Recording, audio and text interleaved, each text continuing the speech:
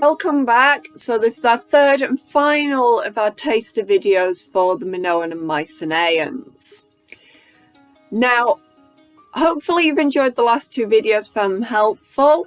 We're going to do the same structure with this video as for the last one, which is we're going to focus just around one object to talk about, to discuss some ideas from.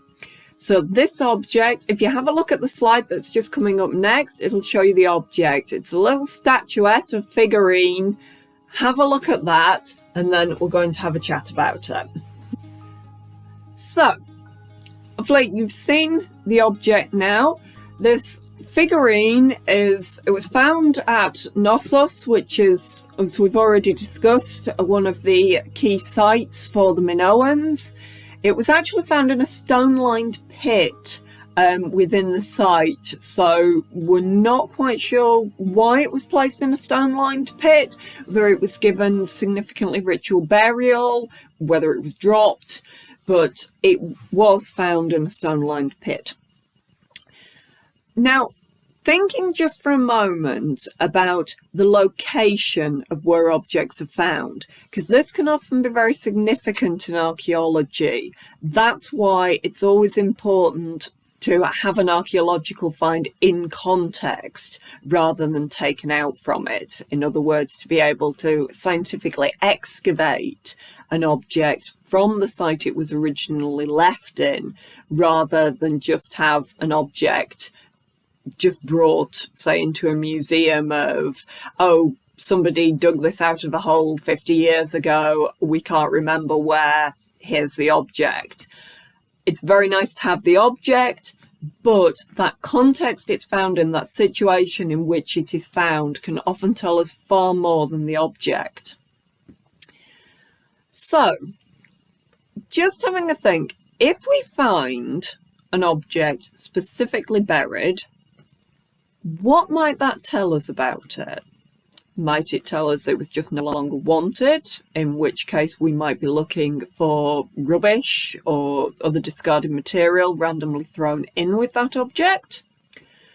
Or was it something that was actually buried with ritual significance as part of an ongoing religious belief or a particular festival?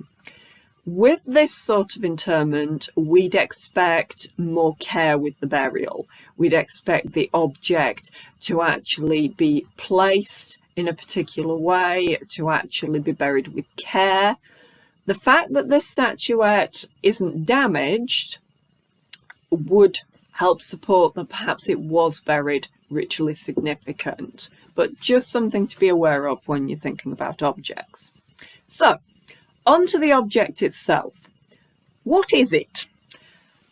This is debated. This is why I wanted to show this specific object, because it's going to get people thinking about what are we actually looking at when we're looking about something from the ancient world. The subject of the object is female. It's a woman. That's about as far as we tend to be able to confidently go. Many suggestions have been put forward. This may be a snake goddess who was worshipped on Crete. This may be an attendant of a goddess who was presented as this figurine. We're just really not sure. So, over to you. Have a think. You've got this item. Incidentally, she's not massive. She is carryable. You could pick her up and hold her. So, think, just jot a few ideas down, or have a think of a few ideas. What might this actually have been used for? Have a think, and I'll be back in a minute.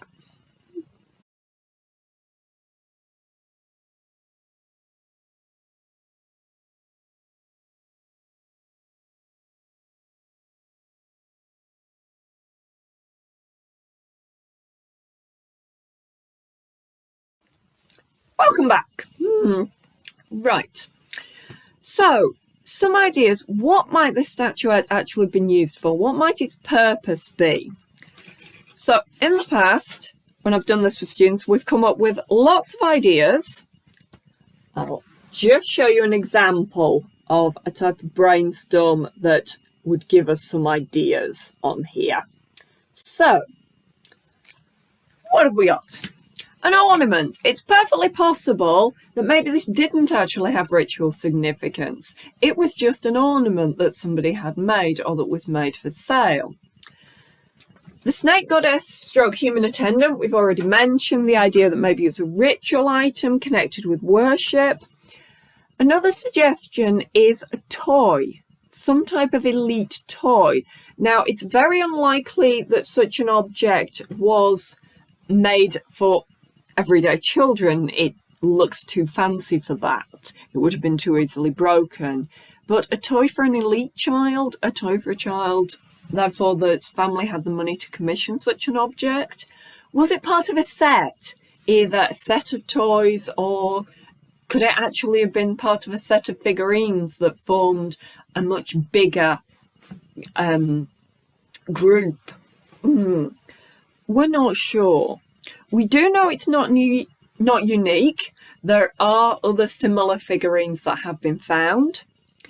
But as to what it was actually used for, it's one of the many questions that arises from it. Also, I would like to leave you with a final question to think about, and I'm not going to provide suggestions for this one. I want you to have a think about it. Have a look at the top of the figurine. There is something sat on her head. An owl, a dog, a monkey was one of my students' suggestions last year. We don't know what it is. So have a look at it, go back to the picture, screenshot it if you want, have a look at it and see what you can come up with. And hopefully I'll see you all next year and you'll be able to tell me what you think it is on top of her head. Thank you very much for watching. I hope you've enjoyed the videos. Stay safe, take care, bye!